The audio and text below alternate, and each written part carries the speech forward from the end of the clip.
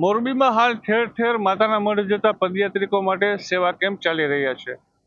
ત્યારે અત્યારે આપને જે આ લાઈવ તસવીરો બતાવી રહ્યા છીએ તે મોરબીના ખાસ કરીને પંચાસર ચોકડી અને વાવડી ચોકડીની વચ્ચે એક્ઝેક્ટ ભગવતી હોલ આવેલો છે. ત્યાં આ કેમ્પનું હાલ આયોજન ચાલી રહ્યું છે.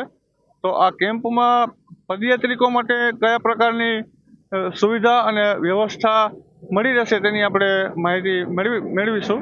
સૌથી પહેલા તમારું નામ કહેજો. મારું નામ પડારિયા સંજય પ્રવીણભાઈ.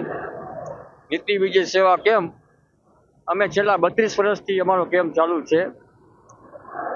તેમાં નાવા ધોવાની સગવડ, જમવાની સગવડ 24 કલાક અમારો કેમ્પ ચાલુ રહે છે અને મેડિકલ પણ સુવિધા ઉપલબ્ધ છે.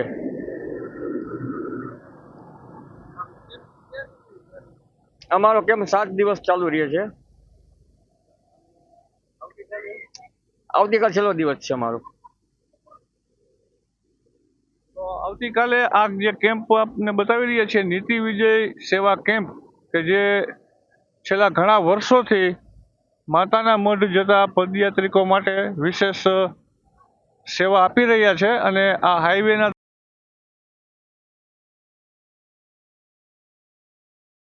આગળની તરફ પ્રસ્થાન કરી ચૂક્યા છે.